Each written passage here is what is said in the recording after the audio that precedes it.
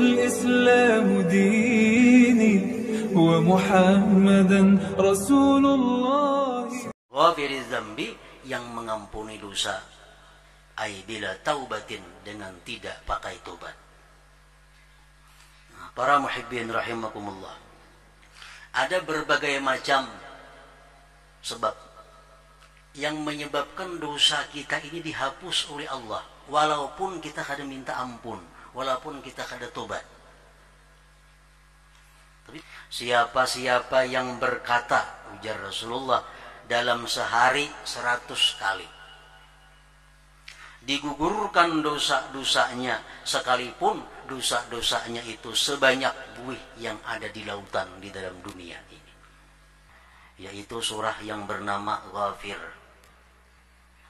Surat Ghafir diturunkan kepada Rasulullah SAW di Mekah, dan ayat-ayat surat Ghafir ini berjumlah 85 ayat.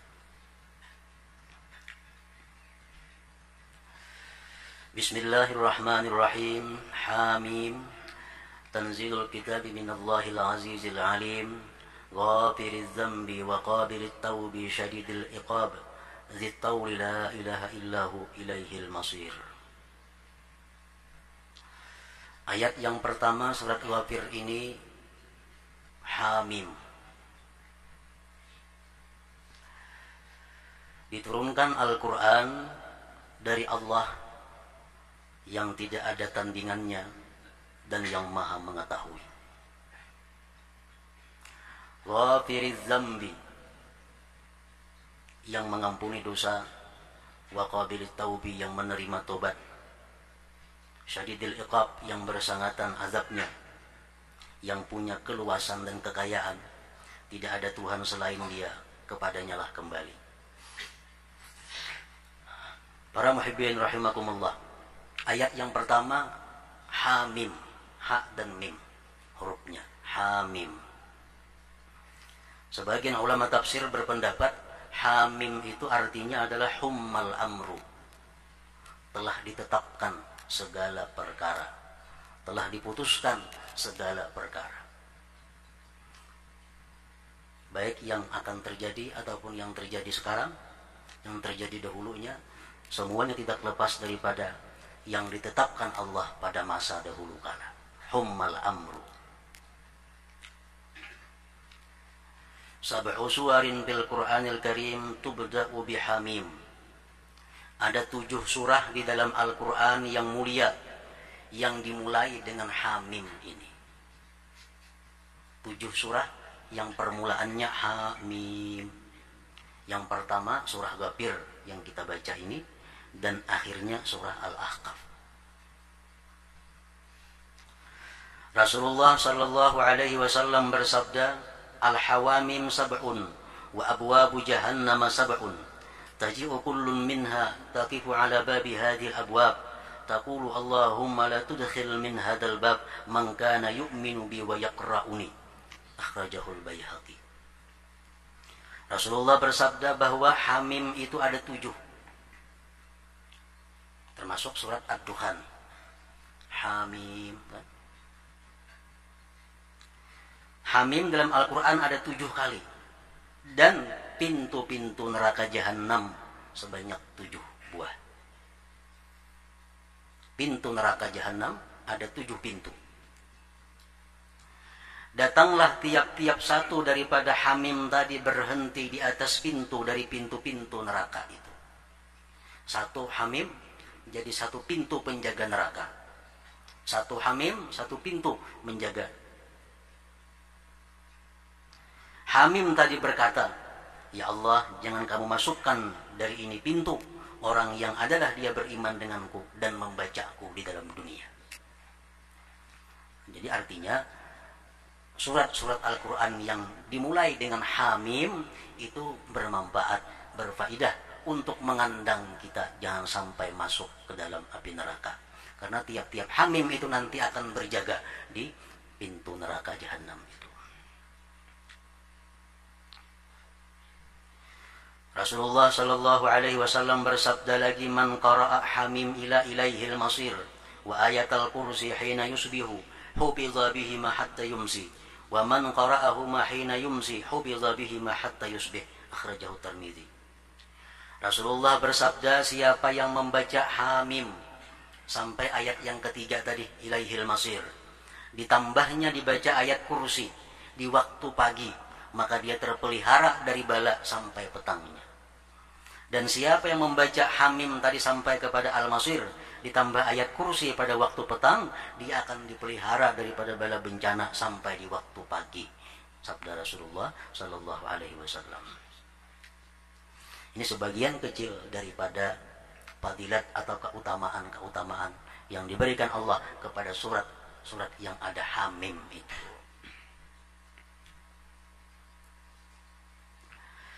Ghafiriz Zambi. Surat ini disebut surat Ghafir karena ada kalimat dalam ayat yang ketiga, Ghafiriz Zambi wa qabilit taubi syadidil iqab. Ghafiriz Zambi artinya Allah Subhanahu wa taala itu mengampuni dosa bila taubah, dengan tidak ada tobat. Artinya Allah Subhanahu wa taala itu bisa memberikan ampunan kepada kita-kita ini walaupun kita kada bertobat kepada Allah. Ghafiriz Zambi. Ada dosa-dosa tertentu yang diampuni oleh Allah walaupun kita kada minta ampun.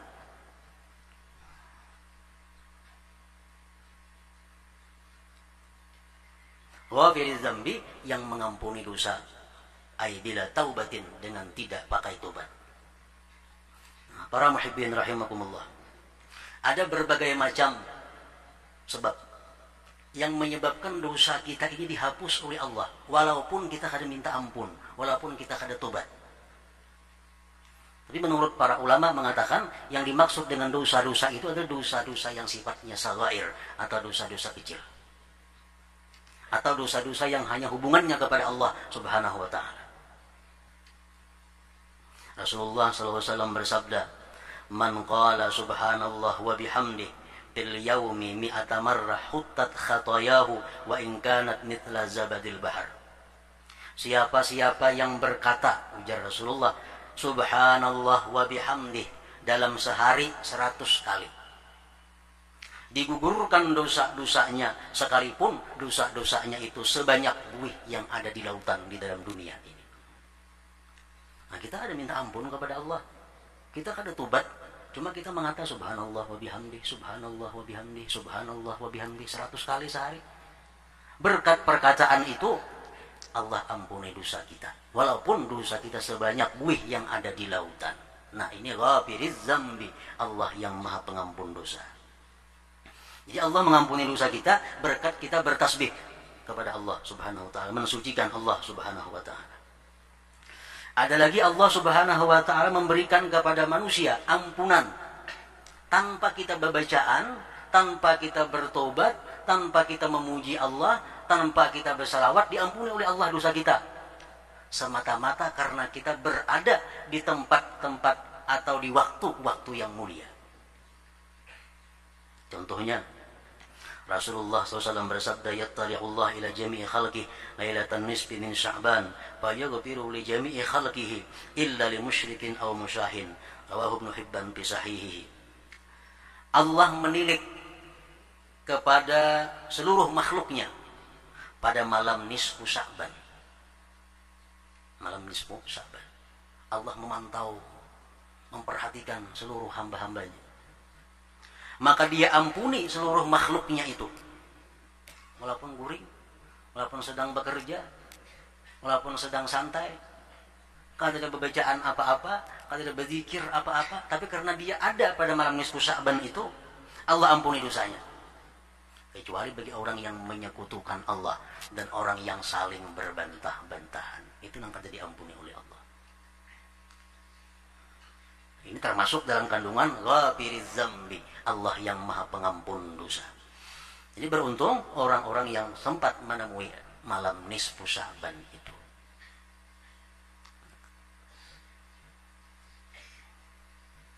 Nah, para muhibbin rahimakumullah. Kemudian ada lagi Allah Subhanahu wa taala memberikan ampunan kepada kita dengan sebab kita membaca sesuatu tapi di waktu tertentu. Rasulullah SAW bersabda, "Man qalaha," yakni Allahumma salli ala Sayyidina Muhammad an-Nabiyil Ummi wa ala alihi wa sallim ba'da salatil asr yawmal jumu'ah 80 marrah ghufirat lahu dhunubu 80 sanah.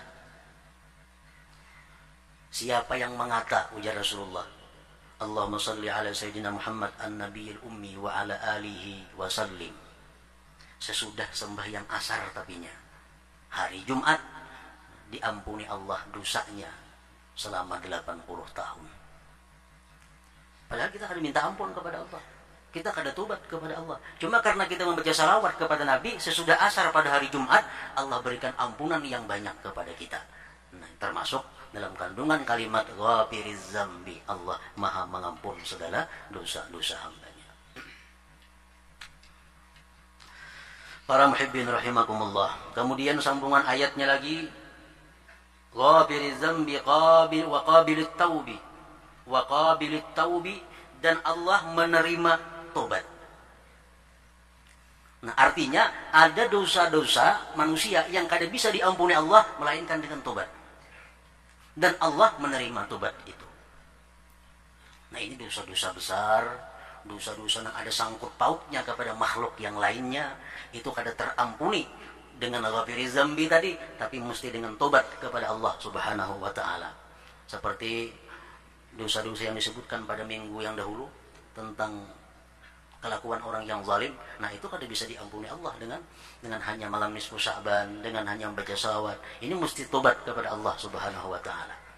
Kita menggibah seseorang contohnya, walaupun kita bersalawat, walaupun kita istighfar, kada diampuni Allah. Kenapa? Karena ada kurang lagi syaratnya. Kita mengambil ampun orang, mengambil sandal orang, boleh ke rumah baca salawat 1000 kali, hilang nggak dosanya? Kada hilang dosanya. Kenapa? Sandalnya masih ada di rumah kita.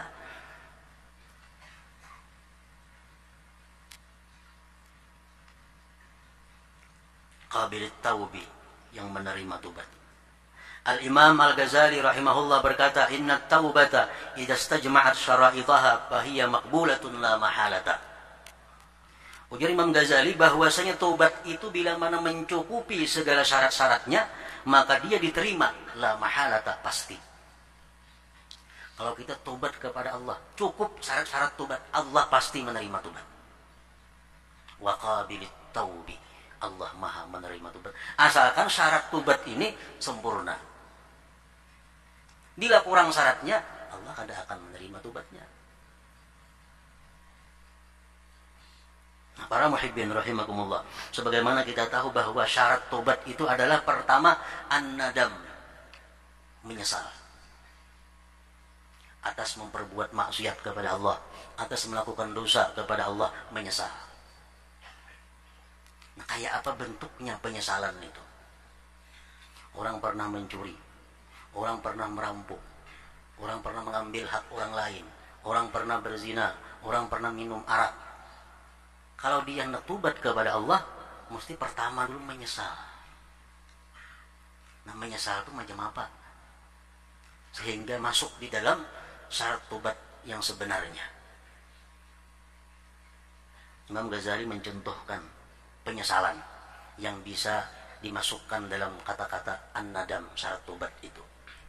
Contohnya, kita minum teh, atau minum susu, atau minum madu. Minum nyaman, tuntung minum, ujar nang tukang suruhnya teh itu kan tahulah teh nang ikan minum tadi pak buat racun itu, teh nang ku minum tadi ku buat racun, madu nang ikan minum tadi beracun itu, ikan bila kena karuan bisa mati kemakan racun ini. Nah, kayak apa hati kita? Menyesal karena minum tadi, menyesal, pasti kita menyesal. Nah, kayak apa sesalnya kita?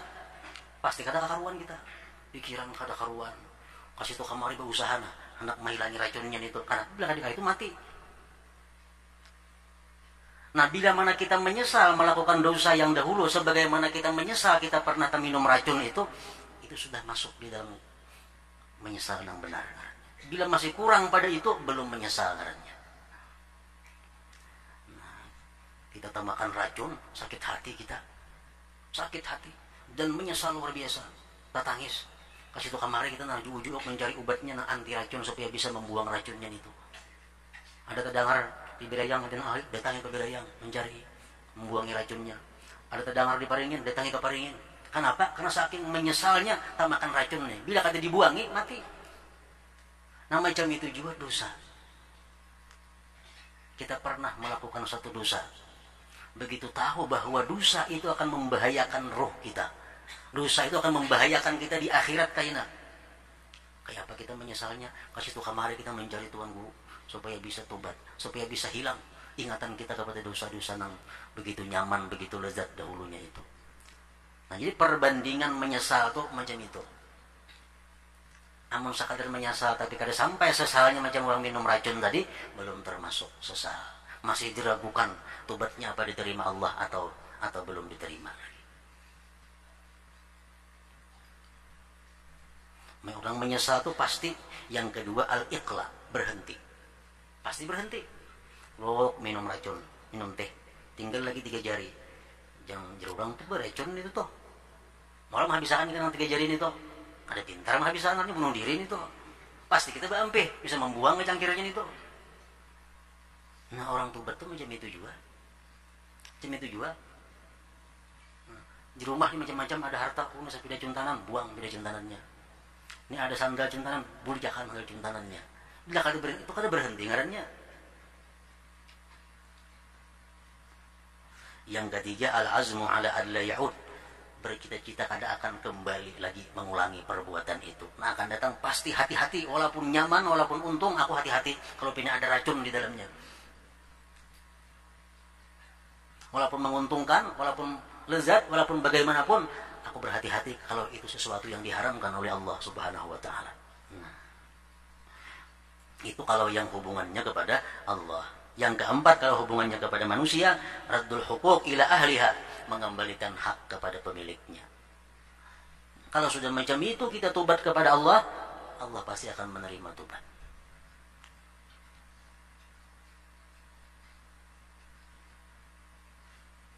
Nah, bila kita kadang melaksanakan syarat-syarat tobat itu, Allah tentu akan pasti menerima tobat yang kita lakukan itu.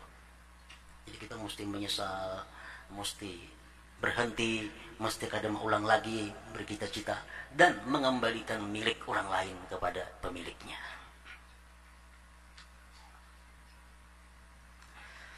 Kemudian sambungan daripada ayat tadi adalah syadidil iqab. Allah itu bersangatan siksanya. Siksa Allah kada bisa dibayangkan. Sebagaimana nikmat Allah pun kada bisa dibayangkan nikmatnya. Syadidil iqab. Bersangatan siksa Allah kepada siapa? Liman la yughfaru lahu, bagi orang yang tidak diampuni dosanya. Wala yatub, dan dia tidak tobat kepada Allah. Orang yang tidak diampuni dosanya, orang yang tobat namun ditolak tobatnya, akan menemui Allah yang syadidil iqab, yang bersangatan dahsyat siksanya. Para muhibbin rahimakumullah. 3 kalimat itu memberikan makna yang sangat penting dan mendalam untuk kehidupan kita. Ghafiriz zambi, pengampun dosa. Wa qabilit taubi, penerima tobat. Syadidil iqab, bersangatan siksa. Ghafiriz zambi, Allah itu pengampun dosa. Walaupun kita kada tobat, walaupun kita kada istighfar, diampuni Allah dosa. Itu menimbulkan di dalam hati kita ini sifat raja, berharap banyak kepada Allah Subhanahu wa taala agar diampuni dosa-dosa kita. Begitu kita tahu bahwa Allah itu Maha Pengampun dosa, kita mestinya berharap dosa kita diampuni oleh Allah Subhanahu wa taala. Kemudian qabilit taubi, yang menerima tobat. Nah, menyikapi bahwa Allah itu menerima tobat, hati kita antara dua, kadang-kadang mengharap, kadang-kadang takut. Mengharap kepada Allah karena kita sudah tobat, mudahan diterima. Tapi takutnya apa? Tobat kita belum sesuai dengan syarat yang semestinya. Nah, kemudian syadidil iqab, bersangatan siksa, ini membuat kita takut kepada Allah Subhanahu wa taala. Para muhibbin rahimakumullah. Jadi mengharapkan rahmat Allah dan takut kepada siksa Allah merupakan dua sayap kita untuk berjalan, untuk terbang menuju hadirat Allah Subhanahu wa taala.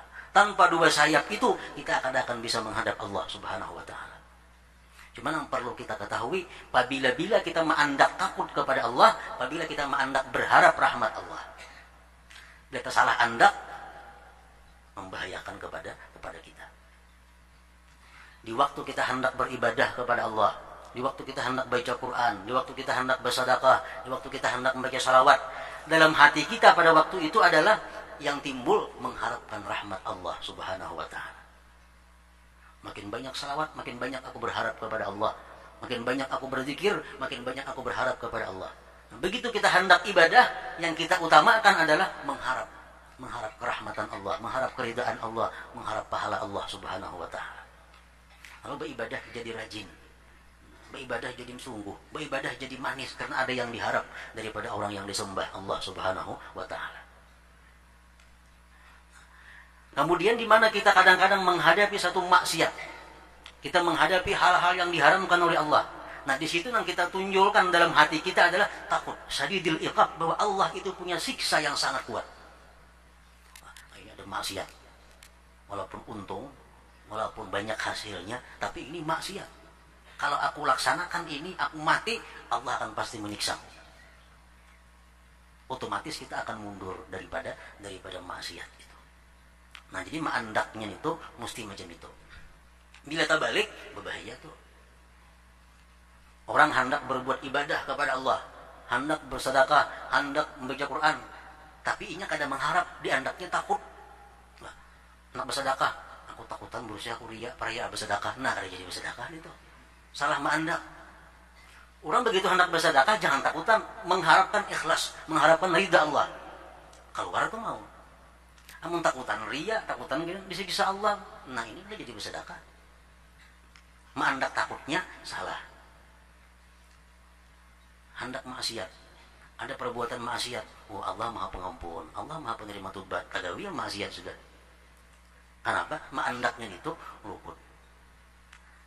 Nah, jadi harapan kepada Allah, mengharap rahmatnya, mengharap ridhanya, mengharap ganjaran pahalanya, kita tunjukkan waktu kita hendak melakukan taat kepada Allah. Khauf atau takut kepada Allah kita tunjukkan waktu kita menghadapi satu maksiat, kita menghadapi hal-hal yang diharamkan oleh Allah Subhanahu wa taala. Para muhibbin rahimakumullah. Surat Al-Ghafir ini sebagaimana surat yang lainnya memberikan banyak penjelasan keterangan kepada kita. Di antaranya dalam ayat 7 dan seterusnya. Alladzina yahmiluna al-'arsha wa man hawlahu yusabbihuna bihamdi rabbihim wa yu'minuna bih wa yastaghfiruna lilladhina amanu rabbana wasi'ta kulla syai'in rahmatan wa 'ilma faghfir lilladhina tabu wattaba'u sabilak wa qihim 'adzabal jahim rabbana wa adkhilhum jannati 'adnin allati wa'adtahum wa man salaha min abaihim wa azwajihim wa dhurriyyatihim innaka antal azizul hakim. Allah menerangkan kepada kita, menjelaskan kepada kita malaikat-malaikat yang menanggung aras. Aras itu adalah makhluk Allah yang paling besar. Aras itu ditopang oleh malaikat-malaikat. Berapa ekor malaikatnya? Sekarang 4.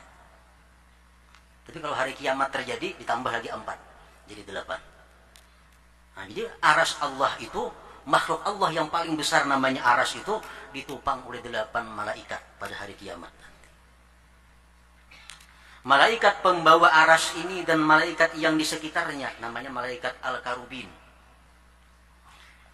Pekerjaannya apa? Yusabbihuna bihamdi rabbihim. Pekerjaannya cuma satu, mengucap subhanallah wa bihamdi, subhanallah wa bihamdi. Wa yu'minuna bihi, dan mereka beriman dengan Allah.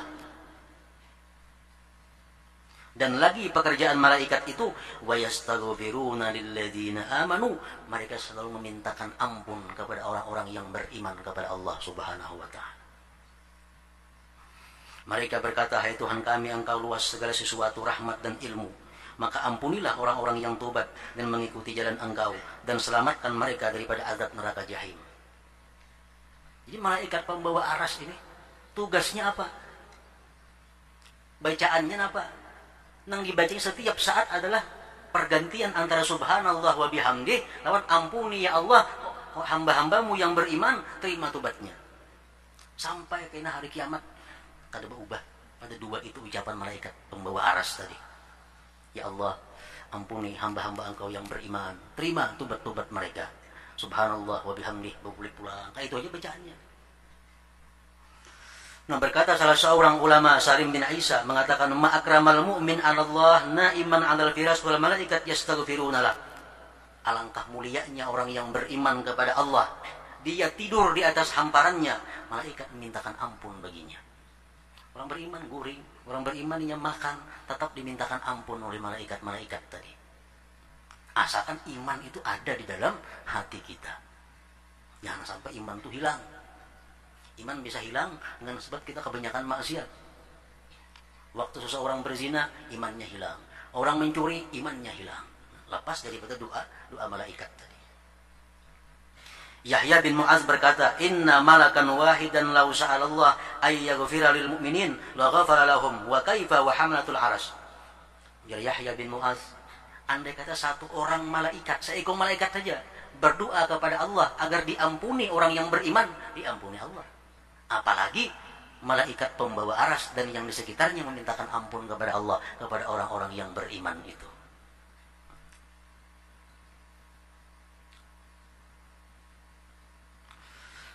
Dan lagi doanya malaikat tadi di samping mintakan ampun kita kepada Allah, memintakan agar tobat kita diterima Allah, meminta kepada Allah agar terhindar daripada neraka jahim, dan lagi doa mereka, hai Tuhan kami, masukkanlah orang-orang yang beriman itu ke surga Adan yang Kau janjikan mereka itu. Dan orang-orang yang beriman dari abah mereka, istri mereka, zuriat mereka, innaka antal azizul hakim. Malaikat pembawa aras berdoa lawan Tuhan, ya Allah, masukkan mereka beriman itu ke dalam surga. Dan masukkan pula keluarganya, abahnya, anaknya, istrinya, dan saudaranya. Berkata Sa'id bin Jubair, yadkhulur rajul al-jannah, seorang laki-laki yang punya amal banyak kepada Allah masuk ke dalam surga. Surga yang sangat tinggi. Surga yang tingkatan atas. Karena amalnya banyak. Begitu sampai di surga tingkatan atas tadi, laki-laki tadi berkata, ya Rabbi, aina abi wa jaddi wa ummi wa aina waladi wa walada waladi wa aina zaujati. Masuk ke dalam gedung, ya Allah, mana abahku? Kan di sini. Mana mamaku, mana kakiku, mana anakku, mana cucuku, mana biniku? Kosong. Kan tidak keluarga. Payuqal dikata, innahum lam ya'malu ka'amalik. Keluarga engkau tuh kada banyak beramal seperti engkau. Jadi di surga bawah hendaknya. Di surga dasar hendaknya. Ikan banyak beramal, tinggi derajat.